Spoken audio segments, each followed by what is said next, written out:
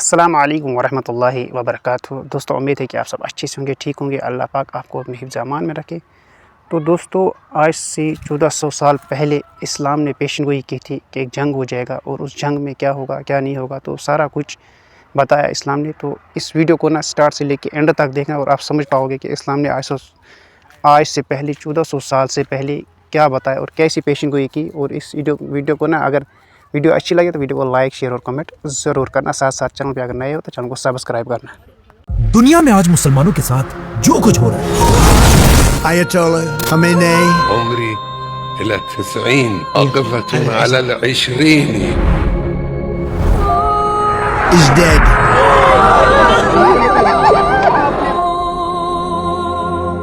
इस सब के बारे में आज से 1400 साल पहले एक दिन आप सल्लल्लाहु अलैहि वसल्लम ने सहाबा से कहा,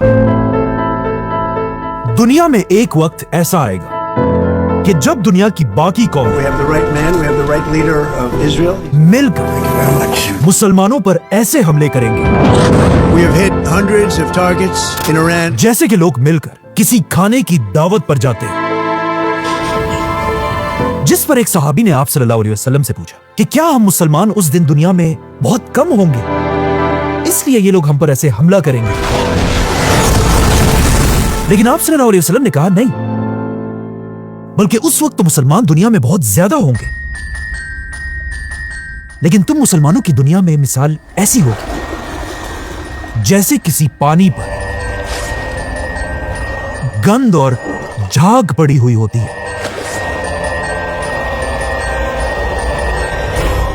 तुम्हारे दुश्मनों के दिलों में तुम्हारा कोई खौफ नहीं होगा Programs, and they're going to be terminated on a permanent basis. और तुम मुसलमानों के दिलों में सिर्फ और सिर्फ दुनिया की मोहब्बत होगी और मुसलमान मौत से डरेंगे। इस हदीस के बाद अगले 1000 साल तक मुसलमान ही पूरी दुनिया के सुपर पावर थे। और इन 1000 सालों के दौरान पूरी दुनिया की कौम मुसलमानों की ताकत और फौजों से कांपती थी। और मुसलमान दुनिया के सुपर पावर इसलिए थे क्योंकि उस जमाने में दुनिया के सारे बड़े साइंटिस्ट मुसलमान ही थे। दुनिया की बेस्ट टेक्नोलॉजी मुसलमानों के पास थी और पूरी दुनिया मुसलमानों को ही फॉलो करती थी।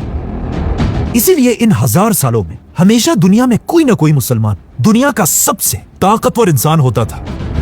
लेकिन आखिर 1000 साल बाद दुनिया में मुसलमानों की एक नई एम्पायर सामने आई और यही एम्पायर मुसलमानों की आखिरी सुपर पावर थी। और इस एम्पायर का नाम था उस्मानिया खिलाफत। अब यहां तक तो सब ठीक था, लेकिन यहां पर जब उस्मानिया खिलाफत अपनी ताकत की पीक पर थी, आखिर उस्मानिया खिलाफत ने मुसलमानों की हिस्ट्री की सबसे बड़ी गलती की। उस्मानिया खिलाफत के दौर में अचानक यूरोप में एक नई टेक्नोलॉजी इजाद हुई जिसका नाम था the printing press. I did it. ये एक ऐसी मशीन थी जिससे किताबें तेजी से प्रिंट की जा सकती थी और आहिस्ता आहिस्ता ये मशीन पूरे यूरोप में फैल गई और इस मशीन ने यूरोप को हमेशा के लिए बदल दिया। मतलब जो आदमी इससे पहले कई दिनों में अपने हाथों से एक किताब लिखता था, अब वो आदमी उतने ही दिनों में 100 किताबें प्रिंट करने लगा। तो ऑफ कोर्स इसी मशीन की वजह से यूरोप के हर घर तक किताबें पहुंचने लगी। लेकिन जब यह मशीन उस जमाने की सुपर पावर उस्मानिया खिलाफत तक पहुंची, उस्मानिया खिलाफत के स्कॉलर्स और उलमा ने कहा कि यह टेक्नोलॉजी प्रिंटिंग प्रेस हराम है। तो अब मुसलमान उसी पुराने तरीके से किताबें आहिस्ता आहिस्ता लिखने लगे और इसके मुकाबले में यूरोप में तेजी से लाखों किताबें प्रिंट होने लगी। इस मशीन से पहले यूरोप में सिर्फ मर्द ही किताबें पढ़ सकते थे, लेकिन अब जब पहली बार यूरोप के हर घर तक किताबें पहुंचने लगी, पहली बार यूरोप की औरतें भी ये किताबें पढ़ने लगी और यहीं से यूरोप में एक बहुत बड़ा चेंज आया क्योंकि अब यूरोप की इन एजुकेटेड औरतों ने अपनी नई जनरेशन की तरबियत करना शुरू की। और जब इन पढ़ी लिखी माओं की वजह से यूरोप में एक नई जनरेशन सामने आई, इसी नई जनरेशन में दुनिया के सबसे बड़े साइंटिस्ट पैदा हुए जैसे कि गैलीलियो, आइजैक न्यूटन, और एडिसन जैसे बड़े बड़े साइंटिस्ट। ये वो पॉइंट था जिससे पहली बार पिछले 1000 साल में आहिस्ता आहिस्ता यूरोप मुसलमानों से आगे बढ़ने लगा। और जब यूरोप में ये सब कुछ हो रहा था, यहां मुसलमान उन्हीं शिया सुन्नी बहसों में पड़े रहे जिस तरह आज पड़े हुए। निकालो, ये फिर बोल रहे हैं। और यहां से रसूलुल्लाह सल्लल्लाहु अलैहि वसल्लम की हदीस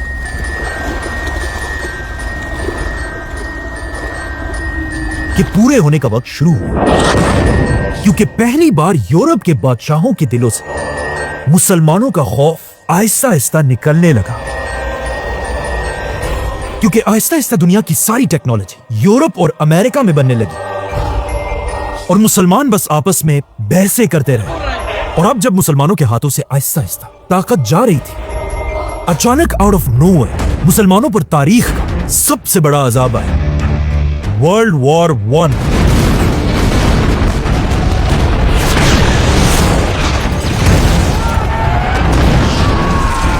वर्ल्ड वॉर 1 के बाद वो मुसलमान जो किसी जमाने में दुनिया के सबसे बड़े सुपर पावर थे, अब इस जंग के बाद यूरोप के बादशाहों ने मुसलमानों की एक एक कंट्री को खिलौनों की तरह बांट दिया। आपस में ऐसे बांट दिया जैसे किसी दावत पर खाना बांटा जाता है। और फिर इन सुपर पावर्स ने मिलकर पहली बार मुसलमानों के फलस्तीन में एक नई रियासत बनाई, इजराइल। वर्ल्ड वॉर 1 के बाद जो तबाही मुसलमानों की शुरू हुई थी, वो आज तक उसी तरह चल रही है।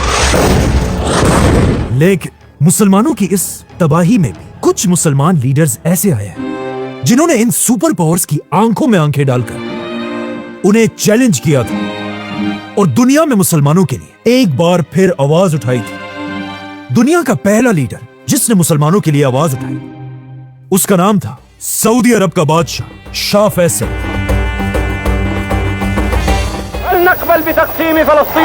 शाह फैसल ने आते ही सबसे पहले अपने मुल्क की इकोनॉमी को ठीक किया और जैसे ही इकोनॉमी ठीक हुई, शाह फैसल ने सारे मुसलमानों को यूनाइट करने के लिए दुनिया की सबसे बड़ी इस्लामिक कॉन्फ्रेंस बनाई। सारी इस्लामी दुनिया के मुक़द्दर रहनुमाओं को। और आखिर जब फैसल की ताकत अपनी पीक तक पहुंची, शाह फैसल ने अरब मुल्कों को यूनाइट करके इजराइल पर हमला कर दिया। अरब की फौजें हर तरफ से इजराइल के अंदर घुस गई और पहली बार ऐसा लगने लगा कि इजराइल ये जंग शाह फैसल से हार जाएगा। लेकिन ऑफ कोर्स, जैसे कि हमेशा होता है, इजराइल को बचाने के लिए एक बार फिर उसका बाप अमेरिका सामने आया, जिसके बाद इजराइल अमेरिका की मदद से अरबों से ये जंग जीत गया। और शाह फैसल बहुत कोशिश के बाद भी ये जंग हार गए। लेकिन हारने के बाद फैसल चुप नहीं बैठा, बल्कि उसने अमेरिका और इजराइल के खिलाफ अपना सबसे बड़ा वेपन निकाला। शाह फैसल ने ऐलान किया कि आज के बाद इजराइल और उसके हैंडलर्स को अरब के तेल का एक कतरा भी नहीं बेचा जाएगा। शाह फैसल के इस एक हुक्म से पूरी दुनिया की इकोनॉमी तेजी से गिरने लगी, जिसका सबसे बड़ा नुकसान सुपर पावर अमेरिका को। तो अब जब शाह फैसल इतनी आसानी से इजराइल और अमेरिका को धमकियां दे रहा था, अचानक इसके कुछ ही अरसे बाद शाह फैसल के अपने ही भतीजे ने धोखा देकर उन्हें गोली मारकर शहीद कर दिया। शाह फैसल के मरने से पूरी दुनिया में मुसलमान ऐसे ही खफा थे जिस तरह आज आयतुल्लाह खामेनाई के जाने से। और एक टीवी पर एंकर रो रो कर कह रहा था कि आज मुसलमान दुनिया का बाप मर चुका है। शाह फैसल के बाद अब मुसलमान दुनिया में ऐसा कोई भी लीडर नहीं था जो मुसलमानों के लिए आवाज उठाए। और शाह फैसल के बाद ऐसा लग रहा था कि कोई भी मुसलमान लीडर अब अमेरिका को धमकी देने की कभी भी गलती नहीं करेगा। लेकिन ऐसा नहीं हुआ, क्योंकि जैसे यहां सऊदी में शाह फैसल को मारा गया, सऊदी अरब के पास ही एक मुल्क ईरान में एक नया लीडर तेजी से सामने आ रहा था। ईरान के लोग आहिस्ता आहिस्ता अपने बादशाह से नफरत करने लगे थे और सब इस आदमी को अपना नया लीडर मानने लगे थे। और इस आदमी का नाम था आयतुल्लाह खुमैनी। खुमैनी अपने लोगों को समझाया करता था कि इस्लाम सिर्फ मस्जिदों और घरों में बैठकर इबादत करने का नाम नहीं है, बल्कि इस्लाम का मतलब ये भी है कि मुसलमान अपने जमाने के सुपर पावर के तख्तों को तोड़ डालें। इसीलिए शाह फैसल के जाने के सिर्फ 4 साल बाद खुमैनी ने ईरान के बादशाह को भगाकर पूरे ईरान को अपने कंट्रोल में लिया। और खुमैनी इतना बड़ा लीडर था कि जब उसका जहाज ईरान में लैंड हुआ, खुमैनी को वेलकम करने के लिए 70 लाख लोग खड़े थे। खुमैनी मुसलमान दुनिया का वो अकेला लीडर था जिसे कोई भी सुपर पावर कंट्रोल नहीं कर सकती। और खुमैनी खुद भी बार बार अमेरिका की आंखों में आंखें डालकर उन्हें धमकियां दिया करता था। इसीलिए पहले दिन से अमेरिका और इजराइल किसी तरह खुमैनी से अपनी जान छुड़ाना चाहते थे और आखिर उन्हें इसका रास्ता मिल गया। ईरान के पास ही एक मुल्क इराक में भी एक नया लीडर सामने आया,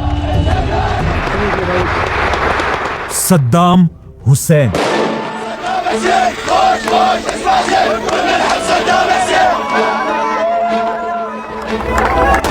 सद्दाम हुसैन ने आते अमेरिका और इजराइल के कहने पर ईरान के खुमैनी पर हमला कर दिया और एक बार फिर मुसलमानों की आपस में जंग शुरू हुई।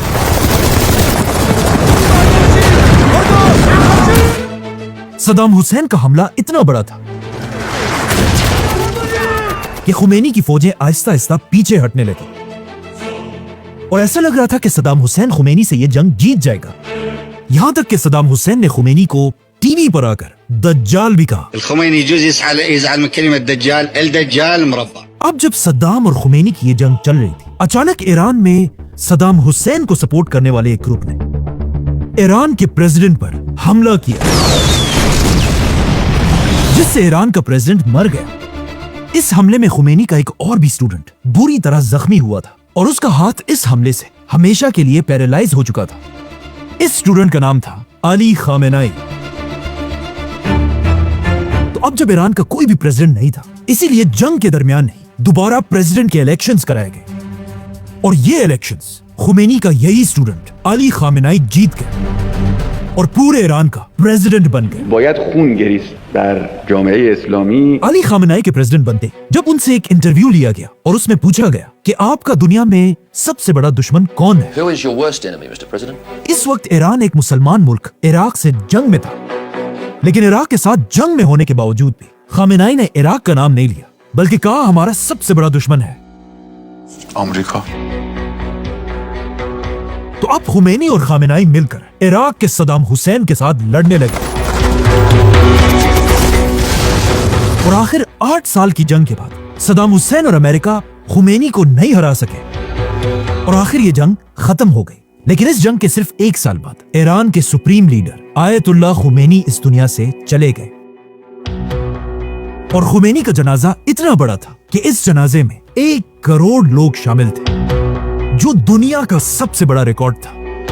खुमैनी के जाने के बाद अब पूरे ईरान में एक कंफ्यूजन थी कि ईरान का नया सुप्रीम लीडर अब कौन होगा।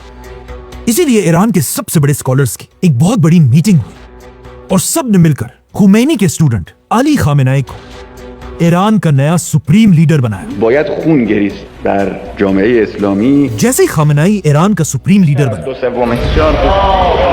खामेनाई के सामने उसकी जिंदगी के 2 सबसे बड़े मसले आए। पहला मसला यह था, अमेरिका ने बहाने बनाकर ईरान के पास सारे Muslim countries Qatar, UAE, Saudi, Iraq, सब में अपने बड़े बड़े मिलिट्री बेसिस बनाए और इन मुसलमान कंट्रीज ने आराम से अमेरिका को अपने कंट्रीज के अंदर आने की इजाजत दी। तो अब अमेरिका के इन बेसिस ने ईरान को हर तरफ से घेर लिया। यह तो था खामेनाई का एक बड़ा मसला। लेकिन दूसरा मसला यह था कि जब खामेनाई सुप्रीम लीडर बना, उसके कुछ ही अरसे बाद ईरान से बहुत दूर इजराइल का भी एक नया लीडर तेजी से सामने आ रहा था और इजराइल का यह लीडर आगे जाकर खामेनाई की जिंदगी का सबसे बड़ा दुश्मन बना और इस लीडर का नाम था Benjamin Netanyahu. America and Israel must stand together. जैसे ही नेतन्याहू इजराइल का प्राइम मिनिस्टर बना, वो पहले ही दिन से अपनी हर स्पीच में कहा करता था कि दुनिया में 2 मुसलमान लीडर्स ऐसे हैं जिन पर पूरी दुनिया को मिलकर हमला करना चाहिए। इराक का Saddam Hussain. If you take out Saddam's regime, I guarantee that it will have enormous positive reverberations on the region. और ईरान का supreme leader Ayatollah Khamenei. And to stop atomic bomb scientists, well, they're gone too. अब Netanyahu तो पहले ही दिन से किसी तरह Iraq और ईरान पर हमला करना चाहता था, जिसके लिए उसे सुपर पावर अमेरिका की मदद की जरूरत थी।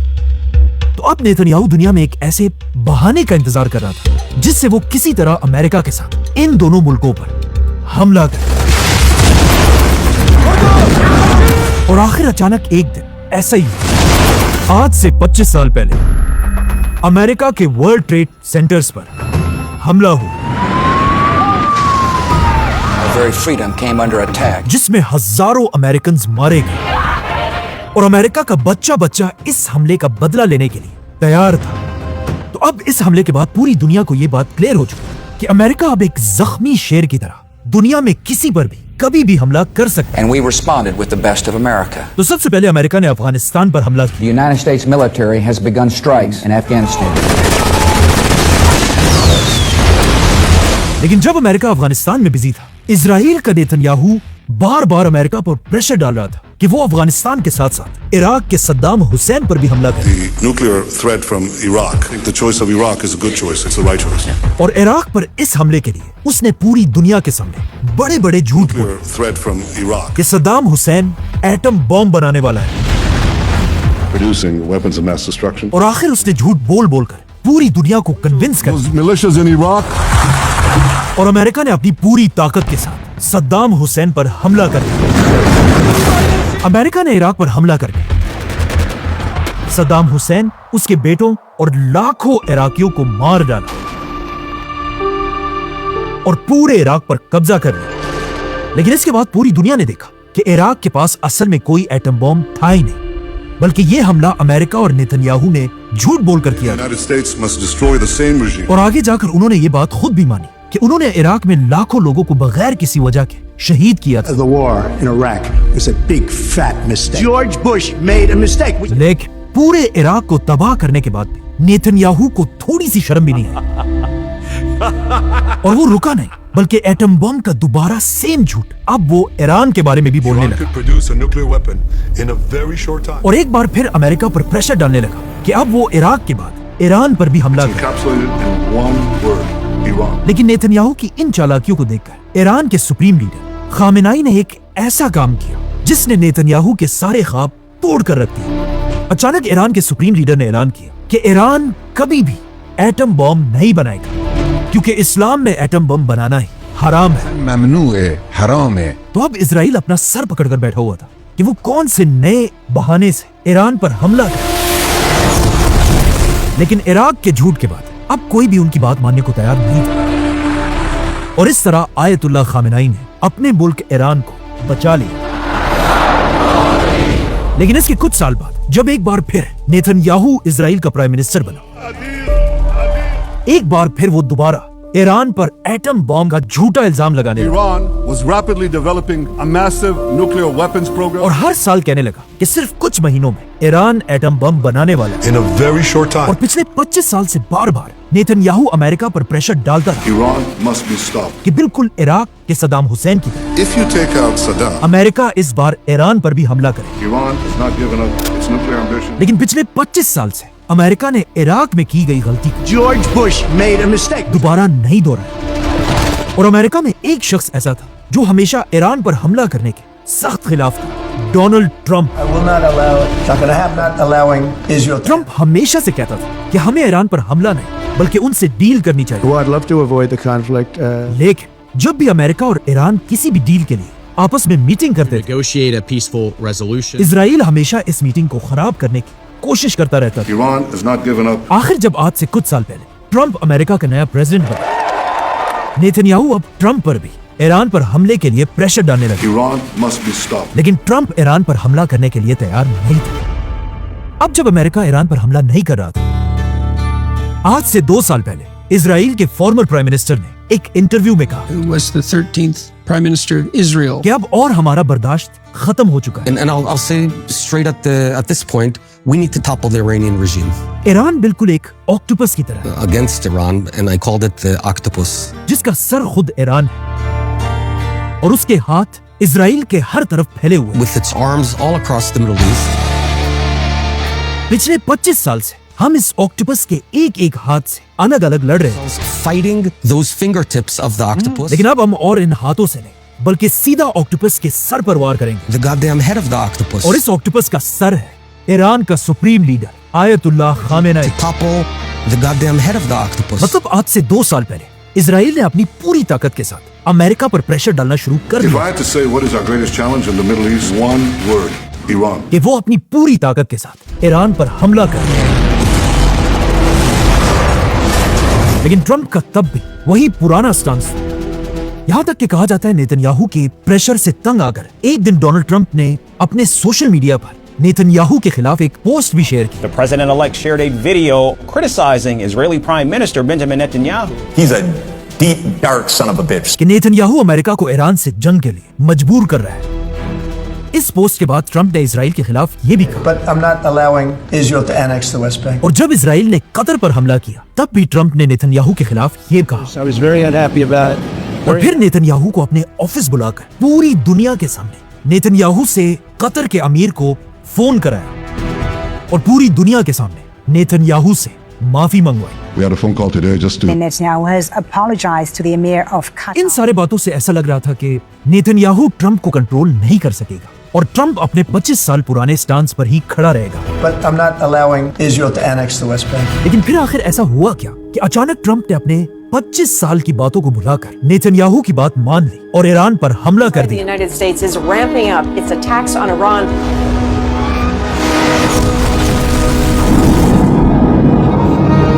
जब ट्रंप नेतन्याहू की बातों को मानने के लिए तैयार नहीं था, अचानक अमेरिका में एक बहुत बड़ा स्कैंडल सामने आया, the Epstein files. Controversial Epstein files. Releases of the Epstein files. Documents from the Epstein files. In files में दुनिया के बड़े बड़े लोग एक्सपोज हुए, जैसे कि बिल क्लिंटन, बिल गेट्स और डोनाल्ड ट्रंप,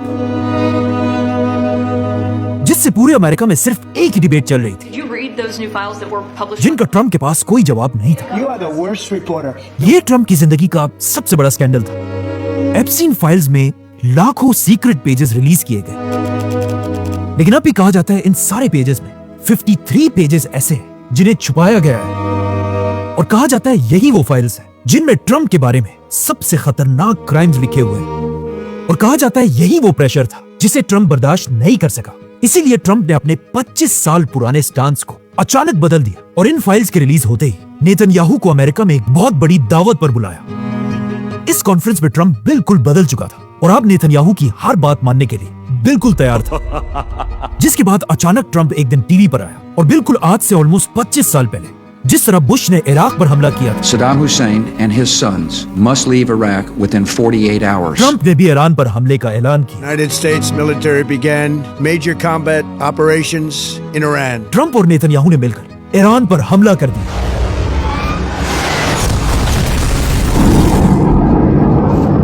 और पहले ही दिन ईरान के एक स्कूल में 160 बच्चियों को शहीद कर दिया। और जैसे ही जंग शुरू हुई, ईरान को भी फाइनली मौका मिला कि वो अमेरिका के उन बेसिस को टारगेट करे जो इससे 40 साल पहले अमेरिका ने मुसलमान कंट्रीज में बनाए थे। कुछ लोग आज ये भी कह रहे हैं कि ईरान क्यों इन मुसलमान कंट्रीज पर हमला कर रहा है, लेकिन सवाल ये नहीं है कि ईरान क्यों इन कंट्रीज पर हमला कर रहा है, बल्कि सवाल ये है कि आखिर 40 सालों से इन मुसलमान कंट्रीज ने अमेरिका की फौज को अपने मुल्कों में रहने की इजाजत क्यों दी है। ये वही बेसिस थे जिनसे अमेरिका पूरी मुसलमान दुनिया को हर वक्त धमकाता रहता था। Major combat operations in Iran. इसीलिए आज ईरान ने एक एक करके इन सारे बेसिस पर हमला किया। जैसे ये जंग शुरू हुई, इजराइल और अमेरिका का सबसे बड़ा टारगेट ईरान का सुप्रीम लीडर आयतुल्लाह खामेनेई था और इस बात का ईरान की फौज को भी अच्छी तरह पता था। इसीलिए कहा जाता है खामेनेई को उसी के ऑफिस के नीचे एक बंकर में सेफ रखा गया था। लेकिन जंग के अगले ही दिन सुबह 6 बजे इजराइल के 200 फाइटर जेट्स तेजी से ईरान के कैपिटल की तरफ रवाना हुए।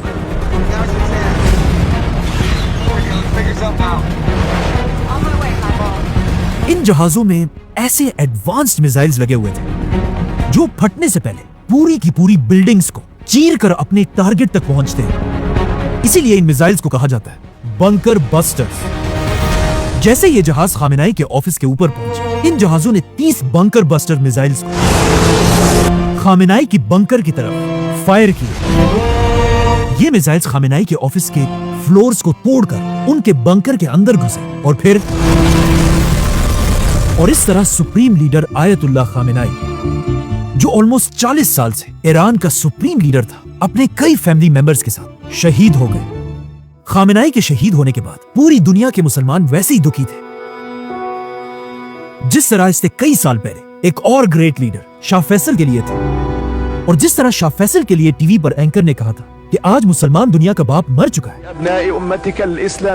इसी तरह खामेनाई के मरने पर भी एंकर रो रो कर कह रहा था,